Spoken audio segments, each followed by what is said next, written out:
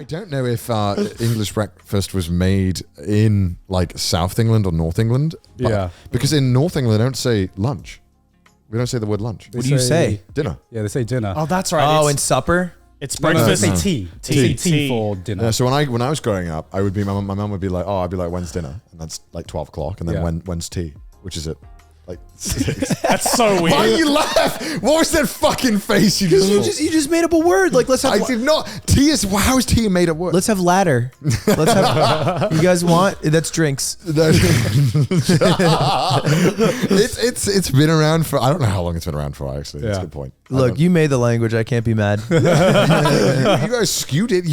I am assuming it was bastardized into lunch. Yeah. Maybe it was always dinner, and then Americans were like, no, this is too complicated. No, that's just a northern thing, you know. Yeah. We say lunch down in the south. Yeah, but I wonder who started what saying came first? which one changed. What came first, Which lunch or dinner? Which one Well, deviated? technically it's lunch, you know. That comes before dinner. No, not funny. Well, checkmate. when you look at the map, what side is like the colloquially dumber side, or like more rural? Not How necessarily. fucking dare you? How fucking But like dare in you? America, definitely the north, right? Are you trying to start a civil war? we are. like who are the dumb idiots that deserve nothing? Midlands. Connor. Well, typically the north has always been poorer. Yeah. Okay. That was actually I felt the pain when Connor said that. London's in the south. No, and that was London the owns greatest everything. save of all time because you rephrase it in a way that makes you the hero and me the villain. He lives in the rich south. Where Yeah. he's swirling his martinis while I'm swirling my iron brew infused with a shot of vodka. Just crying. Just trying to make it through the winter. You ever had an iron brew? No. Oh my god. What's that? That's you don't know what iron brew is? It's a Scottish drink, and it's kind of popular up north. It's this drink that's filled with sugar. It's awful. It's It awful. has more sugar than Coke. I think Americans would love it because it's so sweet. Yeah. Well, you guys have had root beer, right? Yeah. I love root beer. Really? Yeah, root beer's It's awesome. fucking vile. I gave it to Connor. He hated it. Vile. I love root beer's beer. fucking awesome. It's like poor man's medicine. It just tastes like shit. No, that's Dr. Pepper. That's what the fuck? Dr. Pepper tastes good. Dr. Pepper's good. nah. Dr. Pepper tastes too medicine-y for me. That's the medicine taste. We gotta get every soda and do a soda tier list while you guys are still here. Sure. We have to go through it. Yeah, one thing about going back to like North and South divide, like a big debate in the UK is where like even the South stops it's a diagonal. and the North begins. Because there's this place called the Midlands, right? And I don't even think the Midlands exists, you know, because anything above London is the North to me, right? No. Yeah. Where does the North begin for you, Connor? It's literally been like there's been studies on this. It's like a diagonal line, right? Where it's kind of, because it's not like everyone wish it was a horizontal line, but it's diagonal. Because you don't want to throw Wales in there. Well, no, because Wales would be considered north. Right, that's why it's diagonal. Because Yeah. if it wasn't, Wales would be part of the South. No, it would be probably part of the north, I'd imagine. Oh, still? Well, it depends on yeah. which part of Wales. Because like Wales is kind of in the middle Right. of England, Yeah. so it's kind of, I don't know. What about the major cities in the south or the north? What, like Cardiff? Cardiff Yeah. South. Yeah, Which so would be you'd in the south. south. Yeah. I'm not from Cardiff. All right. I'm from the north. You're from the poor section. yeah. Unfortunately. Again, the poorer of Wales, which is all poor. I'm from the poor of Damn. Wales. Poor, really poor. My man's struggling. Yeah, I just can't get it. I can't catch a break. And I didn't even get the documentary to be on the Welsh biggest YouTube. No W's from Wales. I literally can't So get are a you dub. sure you're from Wales? Even You in have money. Wales, I can't get a dub. I think my favorite thing I've heard about the Midlands is who were you hanging out that said they went to Birmingham and they were like, I understand why they called it the Midlands. I forgot who it was. It was like, I was like, I think it was one of my friends from high school because he lives in the UK now. And he was like, I went to Birmingham the other day. And I was like, why'd you go to Birmingham? And he's like, I have a friend who lives in Birmingham. And it's like, it was pretty mid. I think that's why they call it the Midlands. Man, Stoke-on-Trent It's like, that's beautiful. is above Birmingham. I just looked where it was. Yeah, I know. I thought it was like in the middle. Oh my God. Wait, so Birmingham is the south? No, Birmingham's middle. Midlands. Although that's what people from Birmingham would say. You're like an hour from Stoke-on-Trent is like an hour drive from where I grew up. Really? Yeah. Well, it's a lovely town. You should go visit it with your family. Go to Smash 20? Yeah. I was there. I don't even want to know. Did you have fish and chips while you were there? I haven't actually ever had fish and chips in the UK. Oh. I refuse. I don't think you guys would do fries, correct? What the fuck?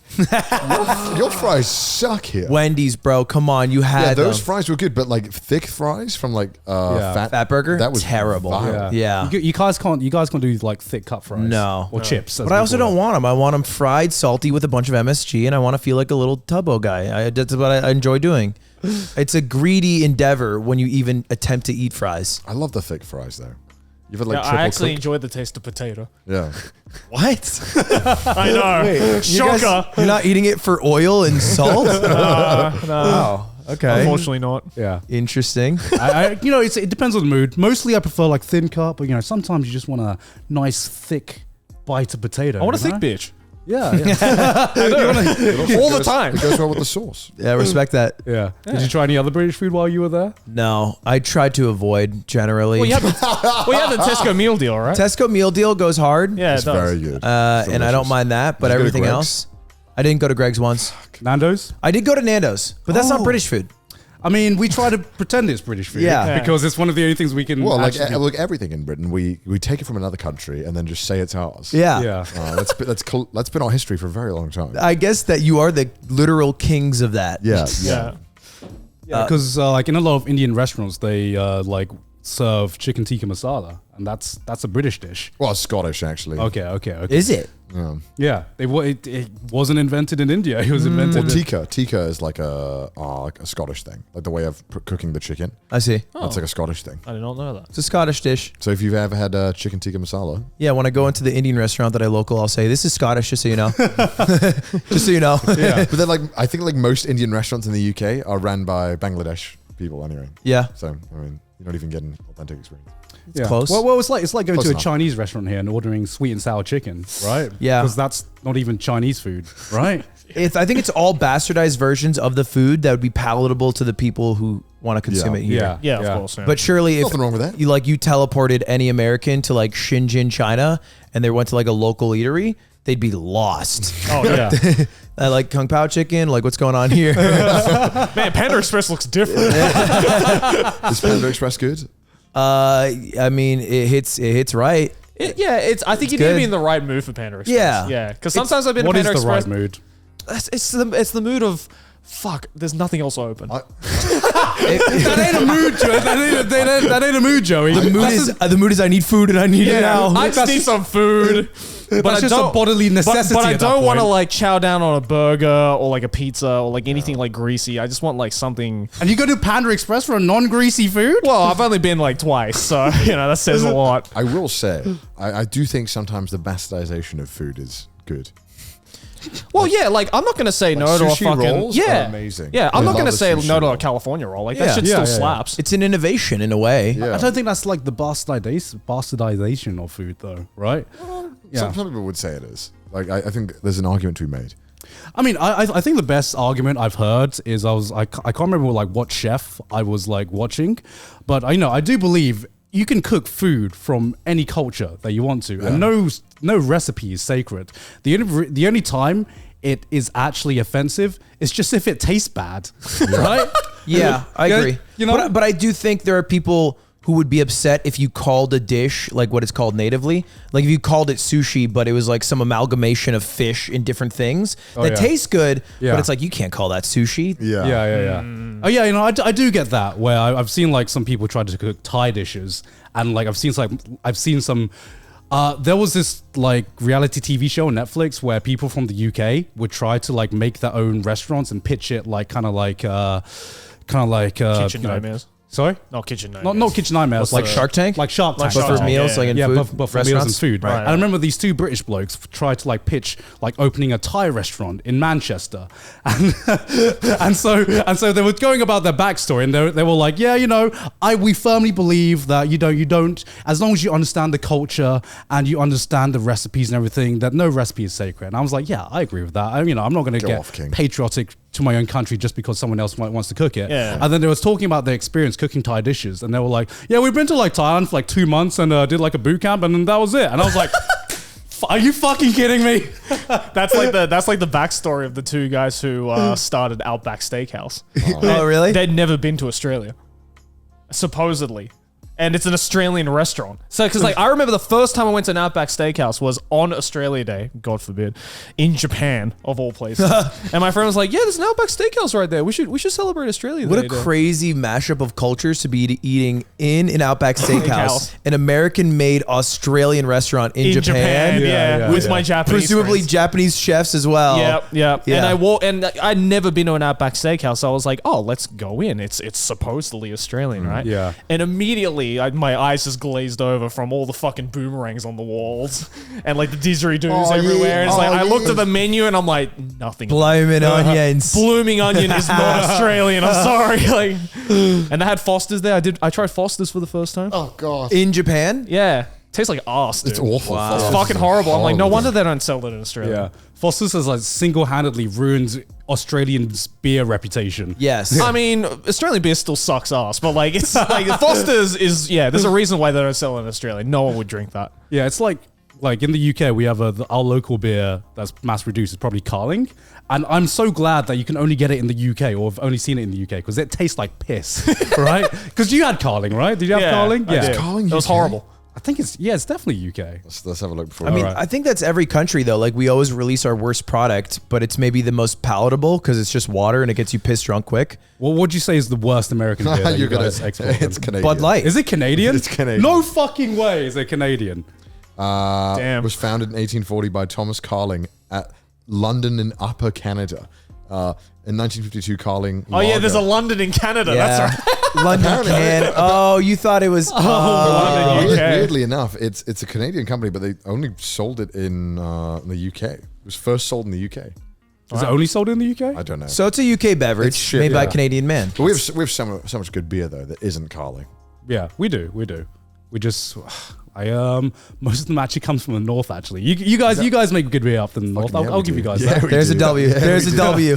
Hell Wales, yeah, we Wales, do. Wales. That's how you sell Wales. We have good beer. We do. It's very affordable as well. It's like half the price of London. Yeah. Not even, sometimes third time the price. Yeah, what do you think is the worst US beer that you guys export a lot? It's all shit. I mean, it's like you have Bud Light, you have Natty Light, which is terrible. Oh yeah, Miller Lite. Budweiser Yeah, sucks, yeah. right, guys? Yeah. Yeah, that Yeah. sucks. Yeah. Miller Lite. Do you secretly love Budweiser? We did a beer tasting stream once, a blind beer tasting stream from like beers from all over the world. And we thought Budweiser was like a German beer. Well, like Budweiser, like normal Budweiser or Bud Normal Light? Budweiser. I mean, Normal that's Budweiser. better. That's a full-bodied. Yeah, but like, It doesn't bode well. It certainly doesn't make you look like you have great taste. yeah, exactly. Because especially we were like drinking and we were all like, yeah, German beer. Definitely German beer. Is there a big drinking culture in New Hampshire? No, big fentanyl culture though. They do a lot of fentanyl. What's that? That's the It's the most lethal drug it's in the world. opioid Oh, replacement, shit. right? Yeah, it's like what they tie in with heroin, and that's how people die. Huge opioid crisis in New Hampshire. Is it actually? Yeah, they're bored. They're bored. It's less people in New Hampshire than like Phoenix, Arizona. It's like 1 million maybe. You must be bored if you like can't even turn to alcoholism. You're like, nah, I need something harder than alcoholism. Yeah, we need to man. go further than beyond. The American medical system has failed America. I mean, I'm surprised. But it's cool drugs, man. You're losers. I don't think it's We're- cool. Well, you know New Hampshire state motto? Now, what is it? Live free or die. Oh. Is that actually? Yeah, it's badass.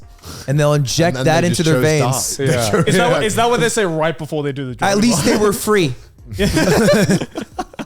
Can't take that away from them. To my fellow New Hampshireites.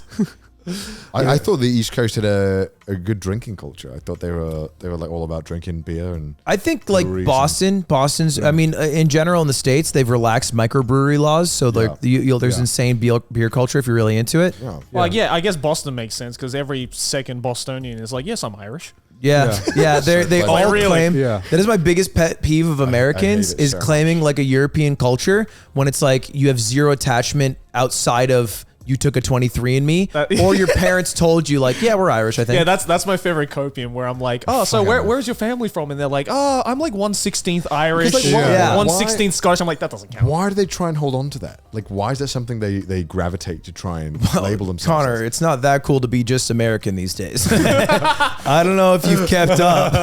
But like, But no it's one's gonna kinda no one's gonna lame. be like, yo, shit, for real? That's badass. So like, why do people still try and do it? I think it also ties into things. That's how it comes up. It'll be like, oh, I can drink all night. I'm 15% Irish. Like, I don't think alcoholism just goes through genetics. No, and of course it doesn't. No. But then it'll be like, oh, I can't be in the sun too long. I'm 20% Polish. So like they just have that, and that's like they'll spout their one fact. It's just like an RPG skill tree, bro. Yeah. No, I've spec too much into strength. I can't do the agility. Exactly, but it's like your starting stats, and it's like it doesn't matter. You could spec anything you want at this point. All specs. Yeah. Like I'm like Southeast Asian, full-blooded Southeast Asian. I cannot fucking handle the heat at all. Yeah. So obviously it's got nothing to do with my genetics and everything to do with my fucking upbringing, right? Yeah. Yeah. All bullshit. What is your ethnicity background? So like culturally, I'm very Irish. French, 5% Irish, Welsh, baby. I'm mostly my dad's side is like all Swedish, and then my mom's side is all Spanish, and they both immigrated to America from there. Oh, But So my are you mom, first generation. yeah, I'm first gen. I'm the only person in my family tree ever born in America. wow. But now I'm hard-blooded American through and through. Yeah. My blood's red, white, and blue. But yeah, everyone else, like mostly France and Sweden's where they all live now. And have you seen like your family in Europe and stuff like that? Or? Yeah, we used to go every summer. So I would spend like a month in Europe, and I was always like a pissy, bratty kid because I'd be like, I want to be in America and get a cake for my birthday and hang out with my soccer friends. And they'd be like, no, you have to go on a multi-week Where's trip. my Sunny D? You have to go to France and Sweden and experience cultures. And I was like, no.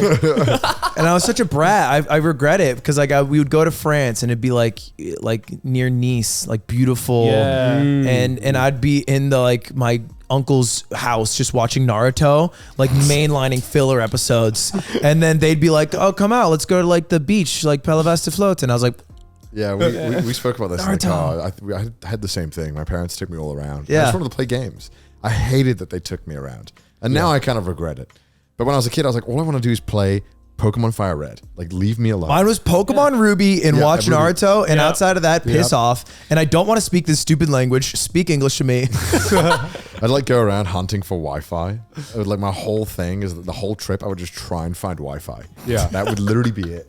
And it was so hard back then too. Oh, yeah, because there it wasn't was- like a Starbucks or McDonald's that has free Wi-Fi for everyone. Yeah, Yeah, it yeah, was yeah. hard. And then you'd have to go and ask the staff really awkwardly, and they'd be like, oh, we're in France. We don't want to give you anything. Yeah. I would just like stock up on games on like my Game Boy and just Yeah. like bring like a fucking rucksack full of game cartridges so Yeah, I was yeah, yeah, I never did that bored. as well. This was like the age that where you're trying to date a little bit. You're trying to message, trying to keep up, and I just couldn't because I was just Not no me. Wi-Fi. No, me. that's a you thing. I yeah. tried to. I was married to Pokemon. I had the week before I was supposed to go to France, I got a call after school had ended from this girl, and her name was Alexis, and she's like, "Hey, Raceland, which is another girl from my class, Raceland wants to date you." And I was like super uncomfortable, and I'd never like done that before. Ew. So I was like, I'm going to France. And she's like, well, what? Like she wants to like date you and like go, like you can date when you come back. Yeah. And I was like, oh no, I got to go to France. And I kept mainlining that, and that's how I got out of it. That next year, Raceland got expelled permanently because she showed up to school with a bunch of knives. She was very edgy. Oh wow! She used to show up with Could like have had the goth girl. powder. GF. She was Yeah. goth girl GF. She'd show up with powdered sugar, be like, it's cocaine. And then she showed up with knives until she got expelled. But then I think she actually became edgy because she tattooed 5150 on her neck, Yeah. which is the cop signal for like crazy person on the loose. And she got it just big tattooed. So I could have dated her, What is up with but I went to America? France. Could have had the I goth. bet she wasn't like other girls.